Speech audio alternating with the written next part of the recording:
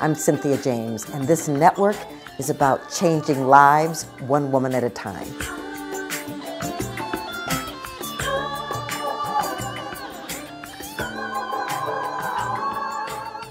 Hello and welcome to Women Awakening. I'm your host, Cynthia James, and I get the extraordinary honor of introducing you to women that inspire me. I really believe that this is the time of women emerging on the planet, that it is the time for us to bring our gifts, shine our lights, bring our voices. And so by introducing you to these women, I give you tools and wisdom to take your next step into greatness. My guest today is Dr. Carly B. Hudson. I just want to read a little bit about her. As an infant, Dr. Carly suffered a devastating and life-threatening illness. She was left with invisible handicaps, including balance disorders, muscle spasticity, and hearing loss. She had to begin again to learn how her body worked, and so began her path of lifelong learning and healing. The gift of this injury, Dr. Carly has spent her life exploring extraordinary self-care. The impacts are on our mind, our body, and our spirit. She has a fabulous podcast, and now she's dedicating her life to inspiring others to examine what recovery can truly look like when we focus on healthcare versus disease management. Oh, I can't wait to talk about this, Carly. Thank you so much. I'm so glad you are here. Thank you. Thank you for having me on your podcast. I so appreciate the opportunity. Yeah, well, I love your story.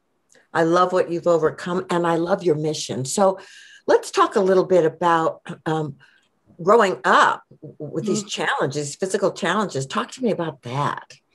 Well, I was thinking about it, and, the lessons kind of came in two parts. And, the first part was the growing up. And I think one of the biggest blessings and the biggest devastations was that I never knew anything different. I was 7 months old when I had bacterial meningitis, and I never knew what hearing was completely. And I never knew what my body, quote unquote, should be capable of doing: balance, coordination, a brain that just fatigued and lost control. And so I didn't ask for any outs, and not because I didn't know I should. And so I really learned about compensating and about advocating for what I needed so that I could keep up, because not keeping up wasn't an option. My parents taught me early on that because of my hearing loss, I needed to ask to sit at the front of the classroom, which just reinforced the nerd situation. And that I needed to rest, and I needed to not push myself so thoroughly, because if I did, the consequences were big. I would crash my brain. I would be fatigued for days on end. And so self-care has always been a non-negotiable for me. And that's a huge lesson, that as I'm now in my practice and teaching this to people about how to take care of their bodies, learning self-care later in life is so much harder than just knowing it is a way of life, which is absolutely what I think it should be. Absolutely. Absolutely. Well, what I love, though, is that you came on the planet clearly with an intentionality to grow and to expand. And so not succeeding wasn't an option, and you just kept moving. So that's extraordinary to me. So as you got older, like especially through teens and going into college, how were you managing? Not well, if I'm being perfectly honest. I mean, those were years when, as my body changed, as my hormones changed, it's a complicated cocktail of how all of these things come together in our physical being. And most of my damage was in my brain and in my central nervous system. I basically had a traumatic brain injury. And so as all of these things changed, my ability to cope got harder and harder. And the amount of rest and recovery it took got more and more. And I dealt with severe clinical depression in my late teens and my early college years. And, I sought care. I learned cognitive behavioral therapy as a way to train and have new skills. And I started seeking other parts of care like acupuncture and massage and these adjunct therapies, because part of it all became very clear from the beginning is that, our traditional medical system is well stocked and well made for emergency healthcare. I mean, that's what saved my life, going to the emergency room, being treated. I was in the ICU for, I think, a week and a half when I was an infant. It saved my life. But everything after that, everything for the management of chronic disease, I coped well. You're fine. We have nothing to offer you. Maybe some pain medication if it really gets that bad. So that's when I started to look at using other tools to manage and cope. So again, that massage and the adjunct therapies. But it wasn't until I was in grad school and getting my doctorate for chiropractic that I really came up against a very hard edge. It's a really strenuous curriculum. We do about 40 to 60 hours of coursework a week. And then all the studying on top of that, all the virology, immunology, A&P, all the ologies. And I was about halfway through my program, and the stress of it had crashed my brain. And I was losing control of the left side of my body. I developed something called apraxia, which is I can think I'm going to move my arm, and my arm says, think again, I do what I want. And so that doesn't work great for adjusting, for doing a physical form of care. And I started having a condition called aphasia, where again, you think of word, you think a sentence, and if anything came out of my mouth, it certainly wasn't the word I was thinking of. And I knew I was in trouble, especially because I'd put so much time and effort into this career. And I went to my school looking for accommodations, and that was the first time in my life. I was 28 years old. I was thinking about how I was afraid of walking up and down stairs without falling. And if I'm 28 now, who am I going to be in 20 years? What kind of devices am I going to use for movement? Where is my life headed? If I'm going to be a mother, I hear that's stressful too. If I can't handle this, how can I put that on top of it? I needed help. And they sent me to a functional neurologist. And it was the first doctor that I'd ever gone to, the first practitioner I'd ever gone to that said, yes, I can write you a note for your accommodations, but I can also fix you. I know what's going on. And the power of looking at the lens through functional care, through understanding all of the systems of your body and how they talk to each other and how it's really possible to heal when you get down to that level, was liberating. And I just started sobbing in his office, and he was a very stoic man. So that was awkward for everyone. And suddenly I wasn't coping anymore. And I was healing. And that was, I was 29 years old. I did my first treatment with him. And since then, I've added myofascial release. I've continued acupuncture. I do chiropractic. I do yoga. I've changed nutrition and worked with all of these different therapies. It's not one silver bullet that fixes anything. It's understanding your body and meeting it where it's at. And now, 7 years later, I have no balance and coordination issues. I can control both sides of my body, and I can hear it 92% in both ears. Incredible. So you are a doctor of what? Chiropractic. But you also support functional health. Exactly. And that is what chiropractic is at its basis. It is a full doctorate education in all of the same mannerisms and classes of a medical doctor. All of the same number of class hours. We don't have the same hospital residency, but our focus shifts to how do these systems talk together and how can we support the whole body to heal? Yeah, well, awesome. And what I love about this is that I'm sure that there are people listening to this who have their own physical diagnosis and issues. And if you can get support and move to a place of health, you're such an inspiration for people to know possibility. Thank you. And I do feel like, the story, it's a good story. It was a lot of work, this story. And I don't ever want to show up in anyone's feed or anyone's world as this great example of I can do it, why can't you? Right. because we've all have our journeys. But what I want to come away from this story is, in real essence, there's nothing terribly remarkable about me. And there's nothing terribly remarkable about my story. I was hurt. I needed to heal, and I found the support to do so. And what that taught me is, if you're hurt and you need to heal, there is the support to do so. And it might look different for you. And it will require radical self-love and non-negotiable care for your health. But the tools are there. Yeah. But I think you've left out one little thing. Mm. You have to say yes. Yes. Yes. because he could have said that to you and you'd have been like, I don't know, Yeah. So yeah. So if you want to be healthy, if Mm-hmm. you want to shift, you have to agree and be Mm-hmm. willing. So I just think that it is so awesome. So today, tell us about your life today. I know you have this practice, but tell us about that, and then tell us about your life. Are you married? Do you have a child? How's life? Got it all. Life today is amazing. And I think about that little girl who felt so broken and alone. I have a beautiful private practice in Denver, Colorado.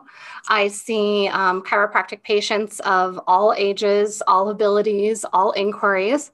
And my goal is to get you off my table. It's a terrible business model, but it's the only way I feel about health. And it's to teach you about your body so that you understand why chronic pain keeps showing up at your door, and to empower this knowledge that it doesn't have to, because you have the tools to fix it and change it. But also, you have to say yes and you have to do the work. I definitely hold people to that. Yeah, but I want you to know, I have the same kind of thought pattern that you do. I tell clients my job is to get you not to need me. So I totally get that. I know it's the only way I feel like, to really heal authentically, because anything beyond that is disease management. Yes. If you need someone to keep coming back year after year to get a refill on a prescription, or have the same old thing done all the time, you're managing disease. But Right. if you're with them along the process of what you're healing from and how you're changing, and I'll keep reminding you what you need to do, now we're talking about health and healing. Love it. So I want to know how do you manage, knowing, what your body has been through? Mm-hmm. How do you manage a practice, a full-time practice, and the balance and harmony in your life? I ask for help. I mean, the whole tired trope of, I don't know how she does it and does it alone, that puts way too much pressure on thinking that we need to be the backbone of everything. I have an incredible husband. We've been together, I don't know, I have to do math now, 16, 17 years. We met when we were 18. But he is the kind of man and partner who shows up and holds his half of any bargain within our family together. And so together we have created this incredible little girl. She's 4.5 years old, my darling Matilda, and she is a handful. And we have taken turns over her lifetime being the parent who has the job that can be flexible for the sick days and the snow days and the appointments. And he did it for a while, and I do it for a while. We work together. And my beautiful extended family is in Colorado as well. And we lean on them, and we lean on our community of neighbors. And I ask for help within my practice. And when it comes down to it, I rest. I do yoga. I have sacred yoga time every week. I feed myself well. I have a bedtime and go to bed by 9 o'clock because I need those 8 hours. And while it feels like perhaps on the outset of listening in that you give up so much, sleeping those 8 hours a night and eating the way you need to eat, and taking that time for exercise and movement, what it allows me to do and allows me to give back to my patients and my family and my community is tenfold than if I were trying to drag myself over the coals of exhaustion just to prove I could. You get so much more for your time. Yeah, well, you're talking about radical self-care here. I mean, you're really talking about the fact that you are putting yourself first, your health and well-being first, and then you get to be in service to your family, to your patients, I mean, that to me is, it's a foundation of what I teach and how I work with people, because the thing is, it's like if you don't care for you, Mm-hmm. cannot care for others. And it's really the only way. I don't see any other way around it, truly. And again, that comes from never knowing anything different. If I didn't sleep, I crashed, and I still have stressors in my life as I continue to heal. When I got my hearing back, this is new since the holidays of 2020, where my ears opened up and I could hear, and all of that auditory stimulus was so much that my poor little brain couldn't handle it. And I would come home, and every night at dinner, from the stimulation of getting through my day, I would be comatose. I could not talk to my family. I couldn't emotionally engage with my family. I was not there. And I think about how many people push themselves through the day so much that then they crash in front of the TV and are comatose. And what are they giving and how are they participating? Again, I'm not unique. I'm not special. I've just got a really cool diagnosis to go with mine. When we do that radical self-care, it's not even just so that we can then be in service to other people. It's that then we can be in community, and that community takes care of each other. And I can take care of my community as much as they take care of me. And that is just the best feeling.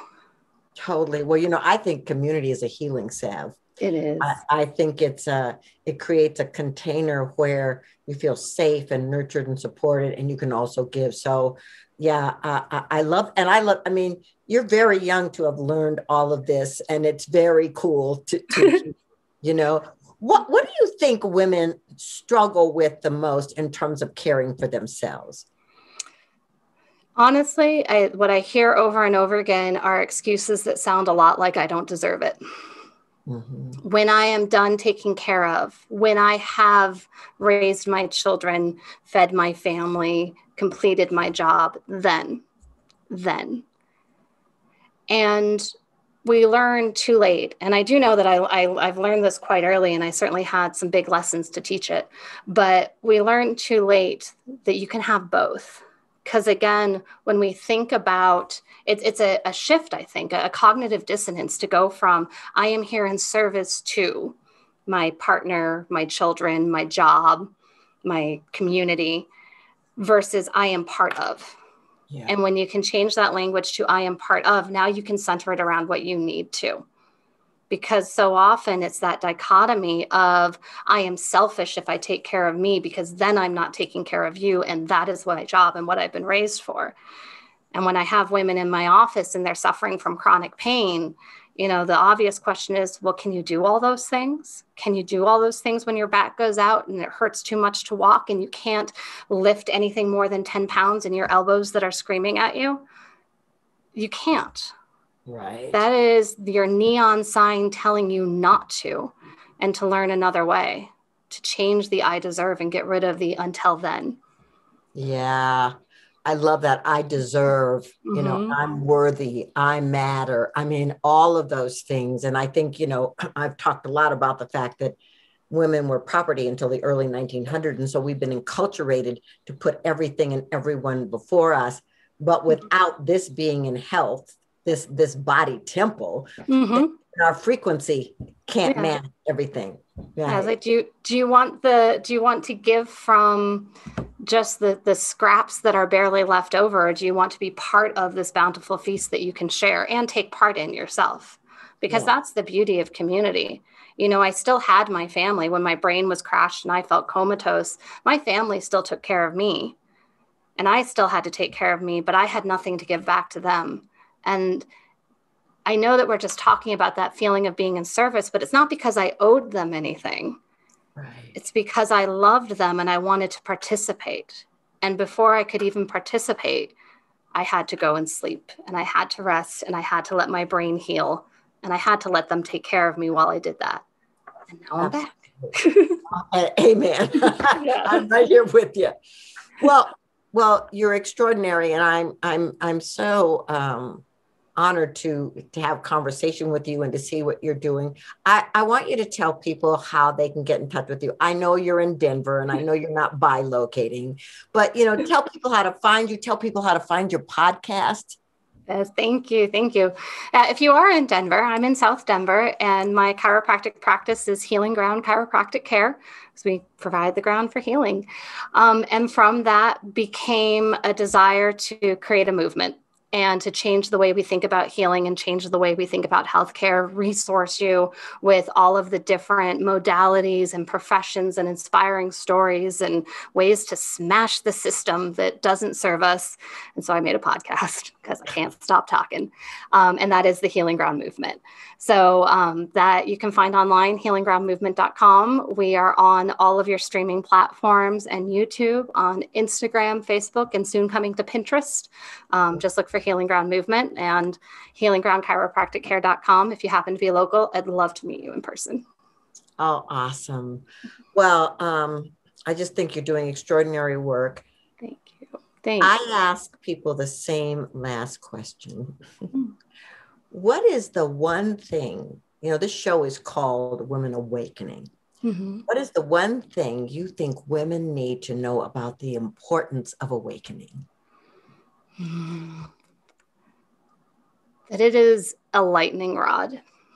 It requires all the respect and attention and awareness of safety around what it is to take on this energy and to take on this mission.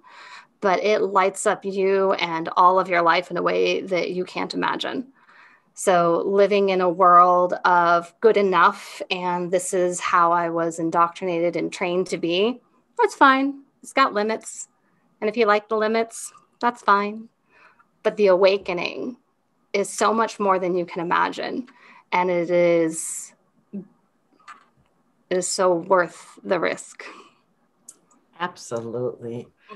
Well, Dr. Carly, thank you.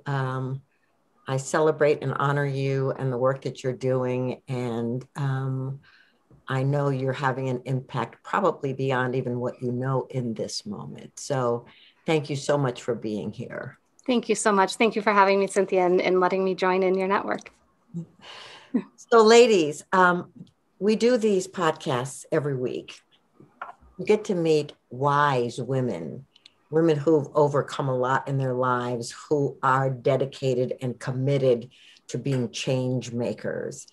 And they are just mirroring back to you possibility, because you are an original.